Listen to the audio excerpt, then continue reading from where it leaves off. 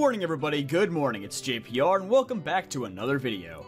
Yeah, it's not Halloween anymore, so I'm sorry if you wanted the good evening intro to come back, it's just not as catchy. But rest assured, I'll keep uploading all of my videos at 6 PM United States Eastern Time just to make some more people mad. Speaking of time-based occurrences that don't make any sense, Pokemon has been known to throw out newly revealed species at some of the randomest times. Sometimes years in advance in the case of Ho-Oh in the first Pokemon episode, or Togepi later in the first season, but it's not just the anime that's done this. Game Freak has been really keeping us on our toes lately with strange revelations. I'd say now more than ever actually, given that almost any new Pokemon game can contain a new Pokemon, not just the first games of a generation. And some of these aren't even official reveals, rather things that seep through the cracks that the internet caught on to right away. But before we get into some of these strange Pokemon reveals, I have a strange reveal myself. This video is brought to you by Manscaped.com. Fellas, and believe me, I know there's a lot of fellas watching, including my buddy Dale Jr. over there, but don't worry about him. Christmas came early this year because Manscaped has generously gifted me with their new Perfect Package 4.0. As I'm sure the name implies, these products are made specifically for men, of which there is no shortage of on this channel. If you're thinking of getting it as a Christmas gift this year, don't worry, this baby comes in super discreet packaging, no spoiling of the Christmas surprise this year. And now we open the box and boom, there it is. Look at all of that, the full Manscaped experience. The Lawnmower 4.0 is their best seller. It is a waterproof cordless body trimmer that is built with advanced skin-safe technology, which helps reduce nicks and cuts on your most sensitive areas. It has this cool LED light and a high-tech wireless charging dock. And here is a great stocking stuffer, the Manscaped Crop Preserver Below the Waist Deodorant and the Crop Reviver Body Spray. It's exactly what it sounds like, quick absorbing clear liquid solutions for keeping those areas cool and clean all day long. And to go along with it, we have Manscaped's new refined cologne. It's light, it's masculine, and look at this, it's even vegan. They thought of everything. Every guy watching needs to add Manscaped to their wish list this season, whether it's for you or a gift for dad or granddad. For a limited time, you'll also get 2 free gifts, the Shed Travel Bag and the Manscaped Anti-Chafing Boxer Briefs. That's literally 3 gifts in one. And to make that deal even better, you can use my coupon code JPR20 to get 20% off your order plus free international shipping. Don't wait, use the link in the description down below. Thank you to Manscaped, back to the video. I'm going to start this off with what I consider to be the granddaddy of modern-day Pokemon reveal Pandemonium. The reveal of Zygarde's core form. In the summer of 2015, the 18th Pokemon movie, Hoopa and the Clash of Ages, was released in Japan. The staff realized that the movie was such a dumpster fire that the only way they're going to sell any tickets for this animated atrocity was if they teased a brand new Pokemon at the end in the middle of the longest modern-day Pokemon game drought, from 2014 to 2016.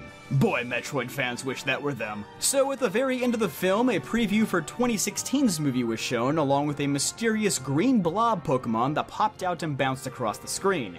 Instantly, reporters told the internet that a brand new Pokemon was spotted in the preview, but without any footage or even pictures, because, well, it's a movie theater and people don't want to go to jail. It was very unclear if this was legit or just an elaborate hoax, similar to the rumors that people would tell back in the day about a Mew being under the truck. But multiple people backed up these reports, some even offered sketchings of what the mysterious green blob looked like. For several days, this was all we had to go off of. We knew a new Pokemon was out there, but the majority of us weren't about to buy a plane ticket to Japan for a 6-second reveal with a 90-minute disaster attached to it, so we had to settle for whatever we got from eyewitnesses. Finally, roughly a week later, one brave soul decided to record a short video of the little guy. He's now serving life in federal prison. A few months later, we get a closer look at this Pokemon through some Koro leaks, which made its resemblance to Zygarde much more clear, before the anime would finally confirm this in the final Mega Evolution side special. The little guy, as well as Zygarde's other forms, would spend about a year as anime exclusives before making the jump to the Pokemon Sun and Moon games. To this day, it's still very unclear if they were originally designed for a scrapped Pokemon Z, or if the anime came up with the concept first after development on Sun and Moon started.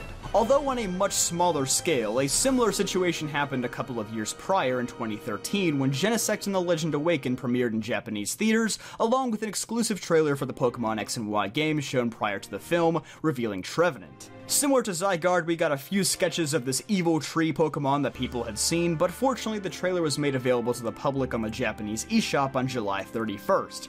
18 whole days later. Gotta get those ticket sales any way you can, am I right? Trevenant was far from the only odd reveal the Pokemon X and Y had, though. This next one goes back to the slip through the cracks thing that I was alluding to earlier, that being Furfrou. In a Nintendo Direct in September 2013, Furfrou was accidentally shown for only a single frame when the player was demonstrating a Venusaur Mega Evolving.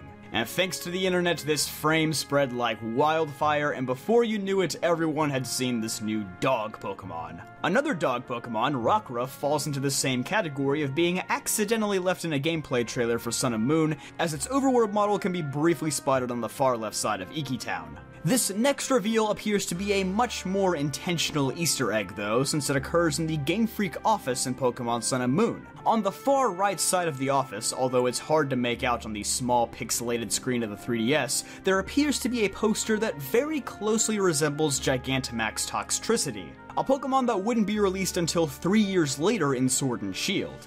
Given the Toxtricity appears in the Geolith as well as the rather random statues in Hulbury, I think it's highly likely that Toxtricity was one of the first, if not the first Generation 8 Pokemon designed. As far as I know, its appearance in Sun and Moon is the only time that a Pokemon has appeared prior to its official introduction in another Core Series game. While not actually Core Series, Munchlax and Bonsly do kinda fall into that same category, with both of them appearing in Pokemon XD Gale of Darkness. Now, they weren't revealed by this game, as them and many other Gen 4 Pokemon had already been revealed by the anime and other forms of media a while beforehand. If there's one thing that you guys should know, it's that Diamond and Pearl was in development for an incredibly long time. Its development was more sluggish than the HP bar of a Blissey falling in those games. So, to keep people satisfied, they just drip-fed us a couple new Pokemon every few months over the course of several years. This includes Lucario, Manaphy, Chatot, Weavile, Mantike, Mime Jr., and of course the ones we started with, Bonsly and Munchlax. They used to reveal a lot of Pokemon early the same way, like Donphan in the first movie, and Kecleon and Wynot about midway through the Johto Journeys anime, but this became much rarer after Gen 4. Anyway, went on a little tangent there, let's reel it back in. What makes Munchlax and Bonsly unique is that they're the only Pokemon from a future generation that you could interact with in-game. And Bonsly takes it a step further by being the only Pokemon that you can battle with before its official debut, as it can be selected as a partner in the Battle Bingo mode.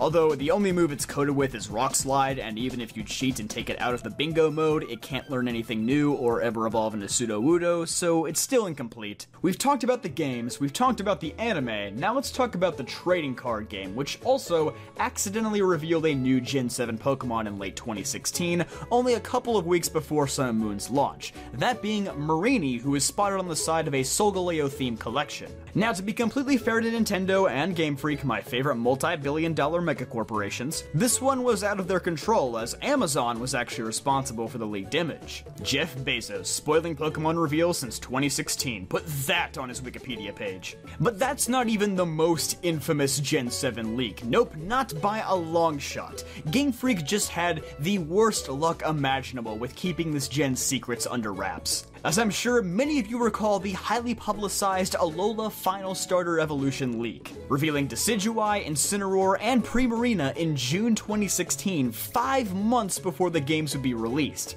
People were incredibly skeptical of this artwork when it was first leaked, since the evolutions looked entirely different from what people expected, but it was actually Mallow's reveal a month later that made this leak all the more credible, since she and Ash could both be seen in Incineroar's concept art. In August, a fan made their own artwork of these leaked evolutions and got Junichi Masuda himself to autograph it. Reportedly, he very dejectedly said something along the lines of, "We haven't even revealed these guys yet." Oh yeah, don't do this, by the way, especially if you know the leak is credible. Regardless of your thoughts on Game Freak, you have to feel for them on this one. The final starter evolutions are usually either a triumphant last-minute reveal to drum up hype, or they're left for players to discover on their own in the game. They're meant to be a really big deal, and I can't imagine how it felt for them to be floating around for the whole world to see. 4 years later, we finally found out that the source of this leak likely came as a result of these Pokemon's designs being carried back and forth between Game Freak's headquarters and Mr. Sakurai's studio, where he would be choosing one of these starters to appear as a fighter in Smash Ultimate. Initially, he chose the Decidueye because he believed it would become the most popular, but later changed his mind and went with Incineroar because he thought a wrestling character would be much more fun to design and play as. Although the 8th generation wouldn't suffer from nearly as many of the leaks that plagued Gen 7, the Pokemon Company did get their fair share of entertainment out of revealing the new Mons. Sirfetch'd would be teased as a sideways block of jumbled pixels, with his official reveal coming a week later. Shortly after that, the 24-hour Glimwood Tangle livestream would take place where once every few hours you would catch a glimpse of a new Pokemon crossing the screen. At the very end, the big reveal was shown off to be Galarian Ponyta, featuring an odd tailless variant that didn't make it into the actual game. Throughout the stream, Impidimp would also make some casual appearances as well. We had already known about Impidimp from people who had documented playing the Sword and Shield demo at E3, so this wasn't brand new to most of us, but what makes it funnier is that Impidimp was never given a full official reveal prior to Sword and Shield's launch, perhaps playing into his playful trolling nature. They were like, yeah, we know that you know he exists, but we're still not gonna talk about it. Anyway, hopefully they'll reveal him soon, I'm starting to get bored. And that'll do it for today's video. Once again, thank you to Manscaped for sponsoring, be sure to check them out below, and use my coupon code JPR20. If you enjoyed, be sure to leave a like, subscribe if you haven't already, and I'll see you guys next time.